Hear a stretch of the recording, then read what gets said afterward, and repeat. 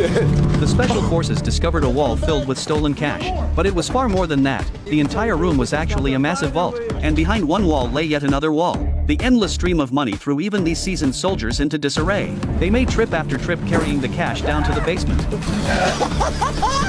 Trucks were packed to the brim. It was time to retreat, but the squad leader refused to stop. He kept tearing down walls. He'd never seen so much money in his life until his teammates finally persuaded him to halt. Then they headed for the extraction point. The scheduled plane arrived on time, but as they loaded the money bags onto the aircraft, disaster struck. The weight far exceeded the plane's capacity. The stolen cash totaled $300 million in cash, weighing 3 tons. Yet they had to fly over the Andes Mountains, where altitudes reached 6,000 meters. Yet no one was willing to abandon the mission. So they decided to take the risk and took off with the 3 tons of cash. For safety, they maintained an altitude of 500 meters. But as they approached the mountains, the plane began to shake slightly during the climb. The pressure on the aircraft grew heavier, yet they had to cross the highest peaks to reach the other side of the ocean and complete their mission. As the aircraft reached its maximum altitude limit, the vibrations grew more violent. The engines emitted strange noises. To survive, they had no choice but to jettison $100 million out the window. With the weight reduced, the plane rapidly gained altitude.